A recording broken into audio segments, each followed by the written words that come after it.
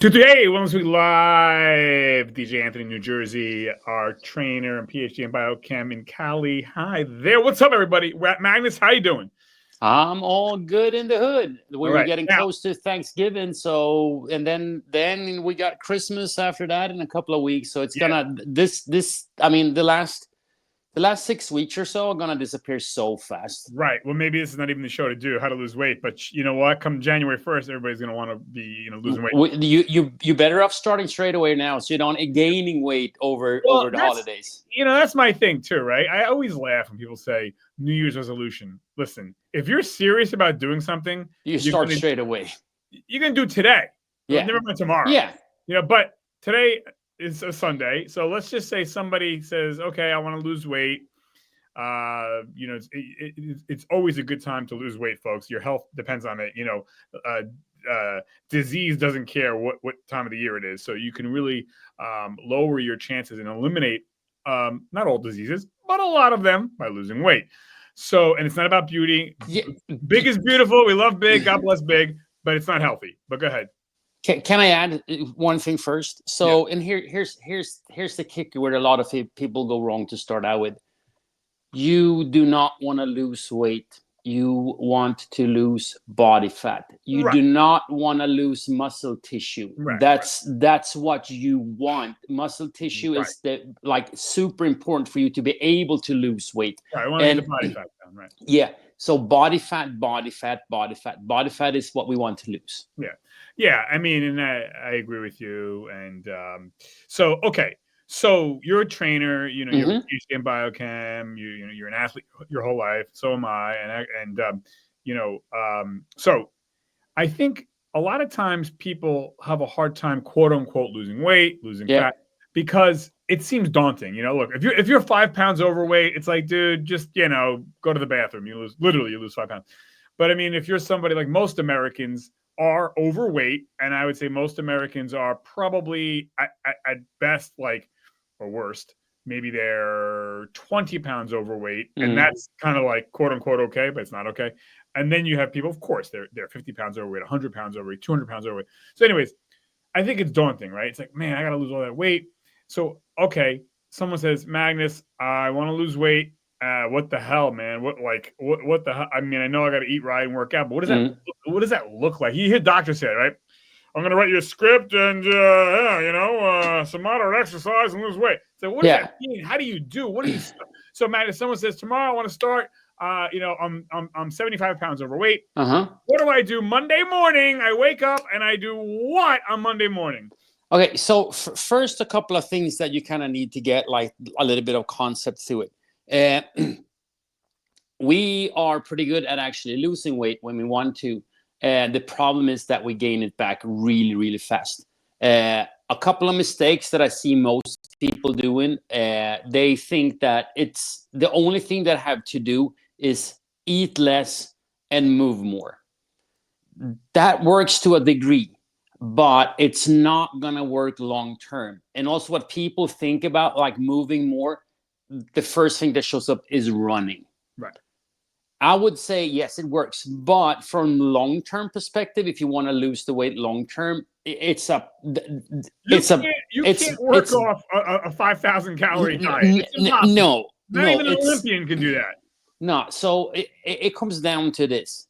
First of all, we want to get into a caloric deficiency, meaning that we're actually eating less, or we're eating less than that we're actually burning. So we're trying to burn more energy because we have stored energy as fat on our bodies. So we need to remove that. The second part, when it comes to physical activity, I like to do two things with my clients. One thing, number one, is just basically everyday movement. We're walking. Yeah. Walking, basically, most people have no problems walking. Right. Because it's something that we continuously do. Even if we stop like training or things like that, we're still walking. Yeah, Matt, I'm going to real quick and interject. Yeah. So you're 100% right. And I think, and you hear this too, right? What do people do? They say New Year's resolution or Monday morning, I'm going to join a gym, get a trainer, start. They put too much on themselves. No. You mentioned walking. No. No. People want to stay. Yeah, people want to lose weight. They want to get sexy and get the trainer. I'm going to join the gym. That's all nice, but really, like you just said, start off something simple. Walk. Forget about running. Forget about sweating. Just every day, go for a walk. Half hour, an hour a day. You got the time. Walk in place in your house. Okay. So go ahead. So here's the kicker. People think that they need to do cardio to lose body fat and get fit. I can tell you one thing, and here's just what I did. I basically got down to single digit body fat by just basically walking, right, eating correctly, and then going to the gym. Right. Okay. Now, and going to the gym, I lift weights because that stores the things. Is what I'm doing is I'm trying to keep my as much muscle mass on my body as possible, because muscles are the engine. Like they're the tissue that needs energy. Right. So the more and it also keeps the metabolism up, and that's where people like don't understand that you need to keep your metabolism up. Okay. So but many people go through this. They especially women. They go on a starving diet. They're eating like 1,000, 1,200 calories. Right. It's like I don't understand why I'm not losing weight. Right. No, because the body is so adaptable. It's just like we're not getting fed enough, so we need to just down-regulate our metabolism and go on. But going back, so we started like activity. I'm 265 pounds. I'm grossly overweight. Okay, Magnus. I wake up in the morning, Magnus. I am really heavy. I'm fat. What should I do Monday morning, Magnus? I wake up. I eat what? What should I be eating? Well, to start out with, I like to start this instead of trying to change everything and go like I like to add first into our diets. So one thing that people are grossly under eating, most of us are, is protein. Okay, so should I have eggs, steak? What should I eat first? My meal. Egg works fine. If you can stomach fish, or if you can stomach, maybe you have some ground beef from last night. You can crack a couple of eggs in it. You can throw in some vegetables, like say, let's throw some onions in there, some peppers. Maybe some broccoli, or we maybe go into some spinach, things like that. Can I have cereal with? Can I eat my box cereal with milk, Magnus? You know, if you want to, you can start out with that. You can keep it because like I want you to make this easy for yourself. We'll slowly get into it. Still eat my shit food, but slowly incorporate the healthy stuff. Yeah, because like people that think that okay, I'm gonna lose 65 pounds of fat or 100 pounds of fat in 3 months. You're lying to yourself. Yeah, you can see, Biggest Losers are doing it, things like that. That's not reality, and they're not keeping the weight off. I want you, for having a successful fat loss, it should be off. It should be off after 5 years. It should be off after 10 years, 20 years. Can I have my large coffee with 7 sugars and 2 creamers?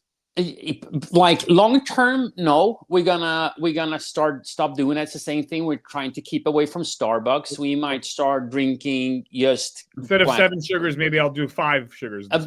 That's where you're starting. So you gradually start removing things from it. So instead of drinking maybe let's say a 2-liter bottle of soda, you have a can of soda, right? So you have to do like starting by removing or starting by adding in more whole foods, because whole foods is the key basically to this, because it's really, really hard to eat 3,000. So should 4, I get a diet? 5,000. Should I got myself a trainer, Magnus. I joined the gym. Should I get a nutritionist or a dietitian or no? It depends. Like I don't know. I think eating fried stuff and M&M, all chocolate stuff, and I think nutrition. I think nutrition is more important than actually training to start out with. Like I should get myself a nutritionist or a dietitian. I think so, because I think that has a bigger impact. It also has a bigger impact for you, like long term, because it comes down to this: whatever you're gonna do, keep on doing in life. Hopefully, you're gonna be physical active and things like that, but you're not gonna survive without food. So if you know like gradually changing your food into better, making healthier choices, knowing what to eat, knowing portion size, which is a big problem here in the US. We do not understand what a normal portion is anymore. It's like everything needs to be big, and also the food industry has a tendency to basically create their food in a lab. Everything is hyper palatable. You just want to eat more and more and more. You cannot stop. So for lunch, I like to go to a fast food place every day for lunch. Can I keep on eating the fried this and the hamburgers and French fries every day, or should I?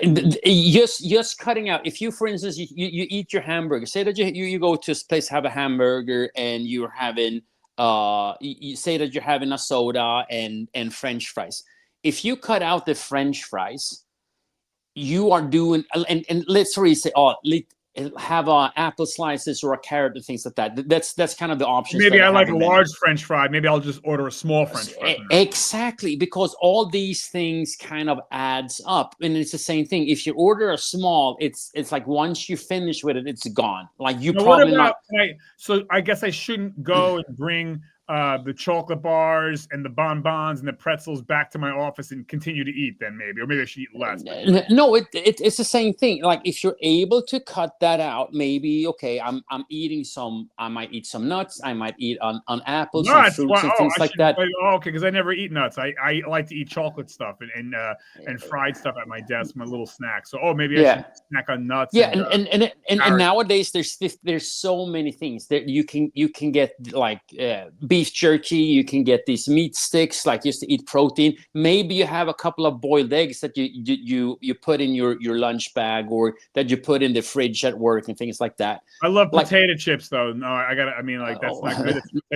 It's potato. It's fried potato, and again, it's basically processed food. They have it, so it's the same thing.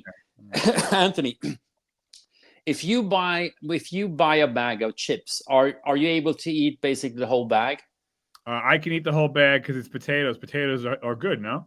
Yeah. So yeah, exactly. How many? Like for instance, if you eat boiled potatoes instead, how many potatoes do you think you can eat? Oh, maybe one. Yeah, one or two. So, yeah. So see the difference. Instead of eating maybe 4 fried potato chips, potato chips are actually processed. Yeah. So again, it comes down to like focus on trying to eat as much whole foods as possible. Get enough protein.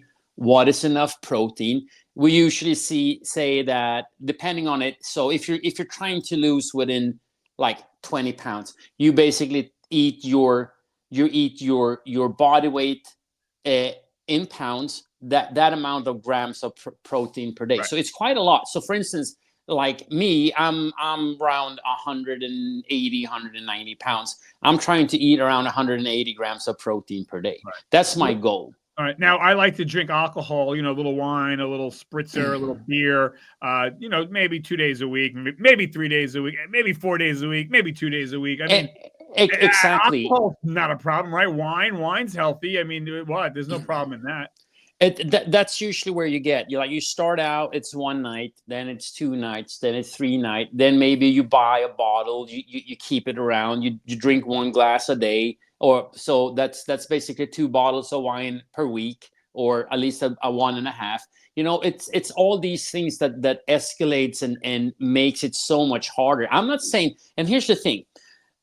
If you have a good nutritionist or dietitian, the thing that they're going to say, we're not going to cut out everything for you, right? Like if you have someone that's like, unless it's for severe medical reasons, there's no need to cut out anything completely, right? There might be rules, there might be things that makes it easy for you. For instance, we're cutting out processed carbs, or we're cutting out carbs completely, or we're just eating meat, things like that.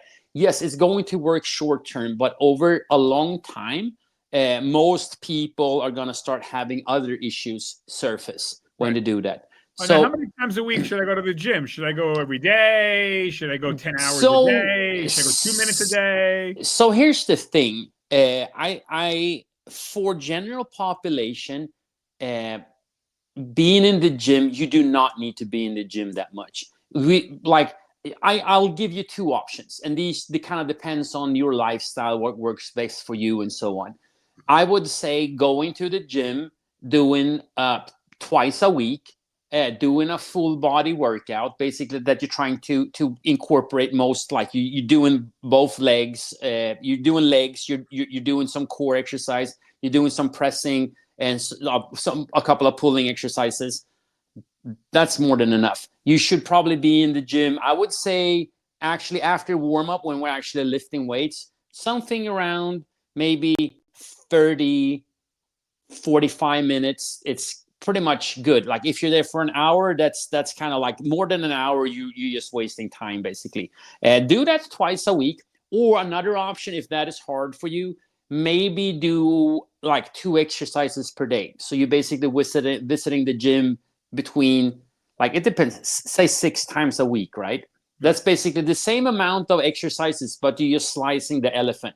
Now, wait, Magnus, should I be sweating my ass off? Because if I'm not sweating my ass off and I'm just wasting my time, no, you don't have to. And it's the same thing. Like, there's a lot of, like, there's fun people around the world. They basically say the no sweat workout. They're like, I'm gonna lose weight and I don't need to sweat basically at all. It's because you're when you're strength training, and we're talking about true strength training. We're not talking about circles. We're not talking about, like, you actually go in, you lift the weight. I would say anything between 6 and maybe up to about 15 reps or so. Try to aim most of it around maybe 7 to 10 reps.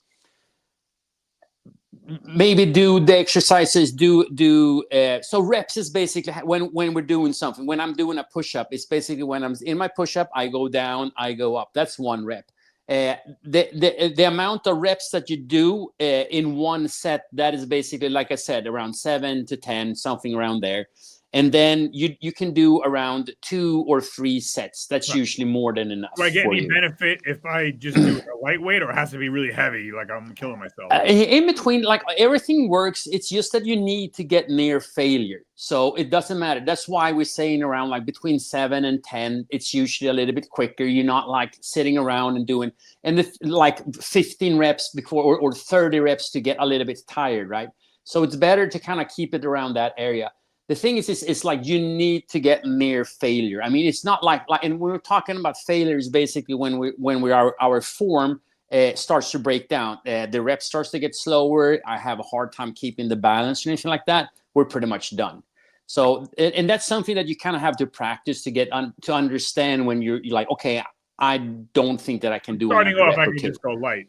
Yeah, it's just like in the beginning, it's more important to master the technique, and then way too many people are just focusing on the amount of weight that they can do instead of practicing strength as a skill. It's like the same thing when you go play golf, right? You're not whacking it like as hard as you can all the time, right? Like even when you're on the green, you're not taking the putter and swing as hard as you can. This is pretty much the same thing. You go in, you practice over and over and over, like you practice like playing the piano. You go in, you might play 15 minutes or so. Right. The same kind of things apply for strength training. It's better that you're trying to do it, like, just practice the skill over and over. But I want to lose 25 pounds in 1 month. Is that unrealistic? Yes, I would say so. You usually have a quick drop the first week or 2 because most people are starting to eat a little bit healthier. They're cutting out like some junk calories.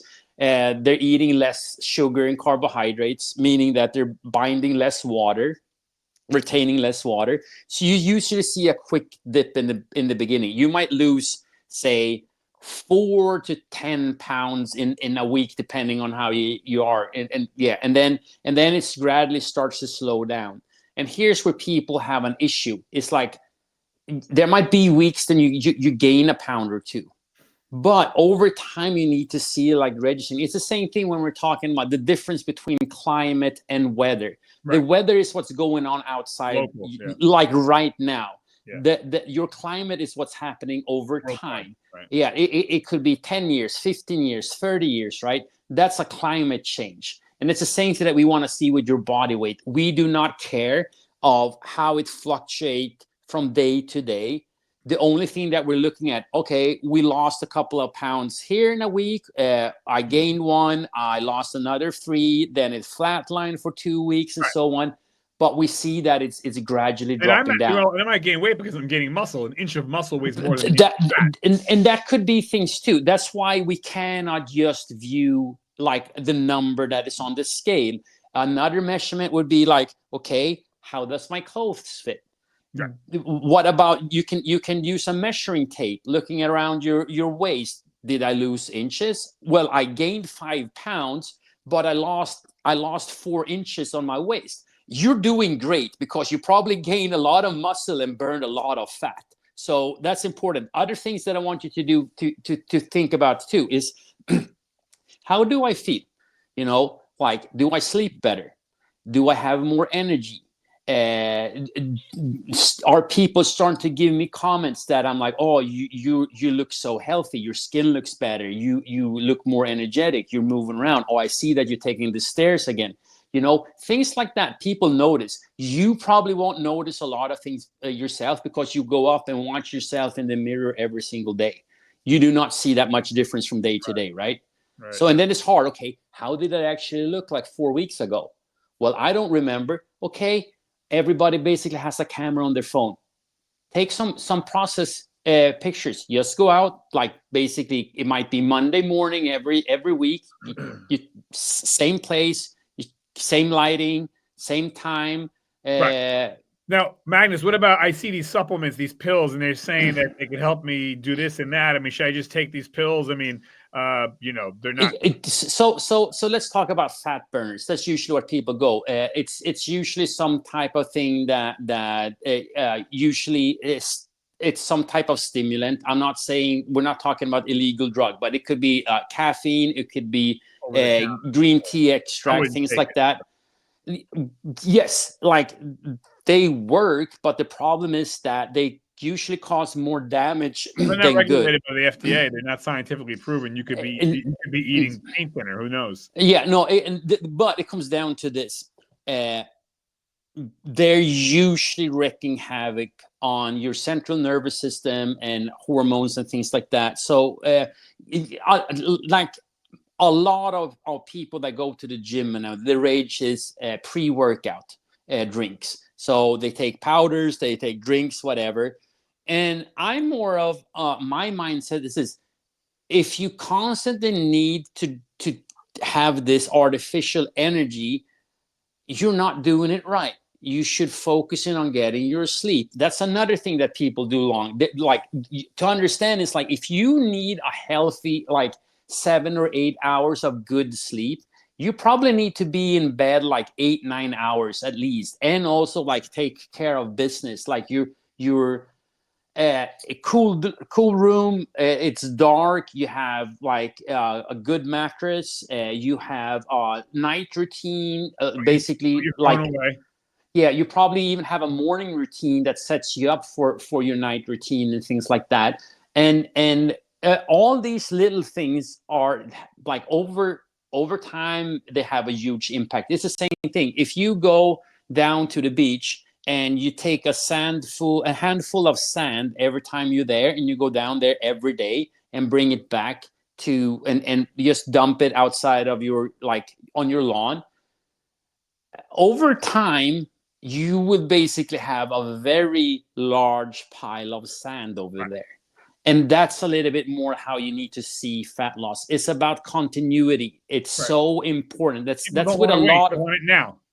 Well, it's not going, like, did you gain the weight right now in no time? Right. It's like you didn't. And that's why you need to understand, it's like, okay, it might have taken you a year, 2 years, 5 years, 10 years, 20 years to gain all this weight, right? When we're looking at 60 pounds or anything like that. It might have gone faster as well too, but it's not gonna go super quick to get it off. And that's the thing though, like we should have a saying when it comes like nutrition coaching and things like that.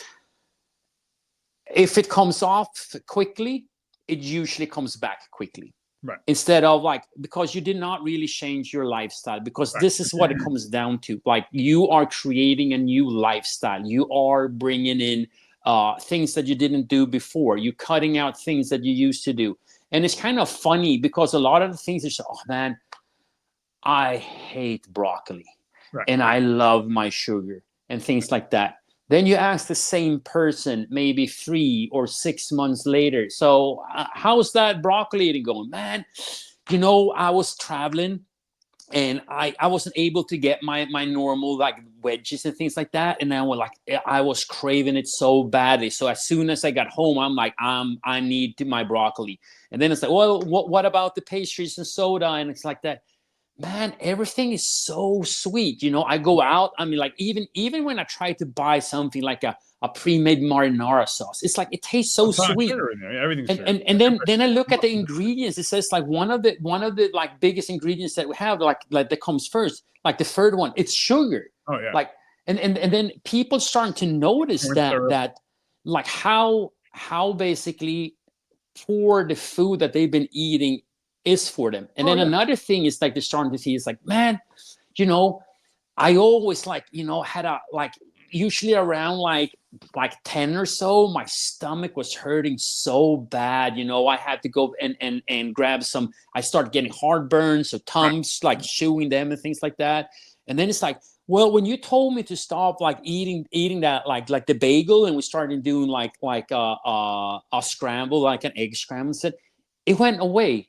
I'm like, oh yeah, maybe it was the bagel that was causing the heartburn. And they start to figure out like there's connect things, like connect the dots. And then also it's like, man, I used to my neck was hurting so bad, my back was hurting so bad. Then we started doing the exercises. You were stretching. We were not sitting as much. Yeah. We started to get stronger in our posterior chain. Like we focused on the glutes and hamstrings.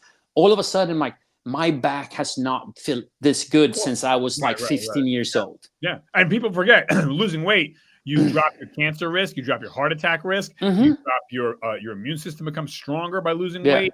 These are all things that, we need fat in our body, but when you have a gut and a belly, that's the visceral fat around the waist, that's the fat you got to worry about. Yeah. You got a fat, if you got a gut or a belly, you're setting yourself up for a lot of diseases. Get rid of that belly, you're gonna be good.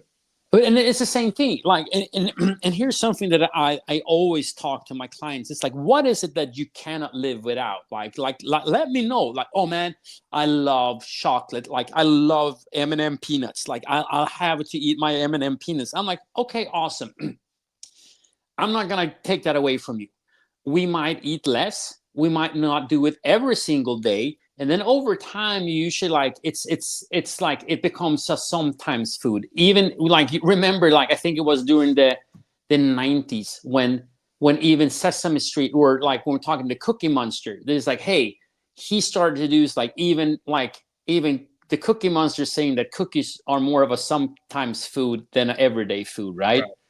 To kind of tell our kids, and it's the same thing that we need to kind of have that understanding too. Like, yes, you are going to allow to have your beer, you are allowed to go to have your pizza, but we're not going to eat it every single day, right? It's going to be like, yeah, we'll like I always try to aim for the 80-20 rules. You eat healthy, good 80% of the time. You can go out with your friends. It's okay. You have your metabolism going, like things like that. You're training. You got your muscles on. You know how to eat. But sometimes you also need to enjoy yourself, right? But sometimes enjoying yourself, like drinking every single day, alcohol every single day, that is not enjoying yourself. That's starting to become like you. That's borderline, or that's actually like you. Alcoholic. I would even say, even if you're drinking on the weekends only, that's a problem. So yeah, I mean, it's the same thing. You should not be drinking every single weekend. Yeah, it's you have like it comes down to this. Like it's you're the adult. Like, you're not gonna, like, your parents are not gonna hover around you. Like, don't eat like a kid that's at a birthday party by themselves, right? They just like eating a whole cake and eating all the ice cream and things like that. Have a plan. Write a plan down. Have a plan. Even if you break away from it, at least have a plan. So here's the thing. There's so much information out there. There's so much information out there. The problem is that many people, it becomes like overload, information overload. They don't know where to start. They're not starting anywhere. And that's where like one of the biggest pieces when it comes to coaching is that you have accountability. You Like need that. you have you Somebody have or to a have group. accountability towards That's the yourself key, I first think. I and think foremost, that's the well, yeah. and If you you're have a another partner person. or a group you're part of, that's I think a big key. That's a keystone. And sometimes, like sometimes your coach might be your best friend that you're checking in with, or like your spouse, or like boyfriend, girlfriend, or whatever it is, right? But trying to do things together, and I think that is also something that is amazing when we have a couple that are trying to do it together. Yes, Right. there's go. Sorry.